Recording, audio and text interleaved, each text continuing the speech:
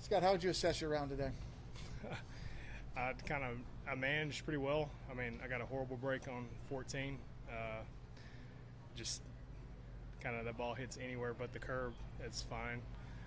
It by no means was a good shot, but it wasn't as bad as it ended up. But battled back, gave myself some looks coming in, and to be honest, I'm kind of just happy to be in this position. I've not played well here, and kind of all the group of guys that I surround myself with that help me with my game all encouraged me to play, and I was dead set I was going to take the tournament off. Just past history and everything, and they kind of put together a game plan as far as how they thought I should approach it, and here we are. What was kind of the way that they thought you should approach it? Hitting it less often. No, a little bit of it, just some of the scoring holes I'd kind of taken not necessarily I was aggressive when I should have been conservative, and kind of vice versa, and not really knowing when to push it. And I mean, the eighth hole is a perfect example. Like, I've never really been one to try to force it up by the green, and I mean, I've hit it up by the green 3 days in a row, and I mean, I've had a 12-footer for birdie, a 8-footer for birdie, and I chipped in for eagle today.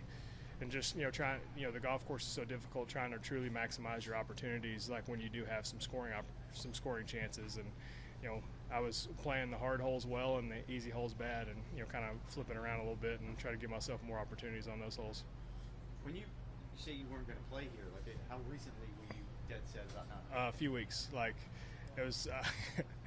I had some friends that came 2 years ago, and I birdied 18 on Friday to miss the cut by probably 10, it seemed like.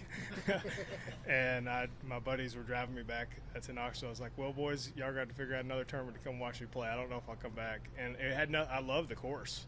I just, nothing that, and, a new perspective, kind of a fresh set of eyes. Started working with a different kind of a statistician, kind of game management guy, and he laid it out, and he gave me my schedule when we first started working, and this was the second course on the schedule for what he thought I had, best suited my game. And I said, I don't know how good you are at stats, but 7 missed cuts and 9 tries is not very good. And he just laid it out as far as, I think you could play well there based on these few numbers, and here we are. What was first on those? There was kind of a tie. Torrey was definitely on there for sure, which Torrey in Tampa. Any meaning behind the hat? It's a clothing apparel sponsor out of Boston, Massachusetts. Get a lot of questions about it, but they started out in big in CrossFit, and they're kind of transitioning into mainstream sports, and got a full golf line coming out in June. When you consider how hard this golf course is any league safe? I don't know. I mean, there's not saying disaster at any point. I thought they did a great job with the golf course the last couple days.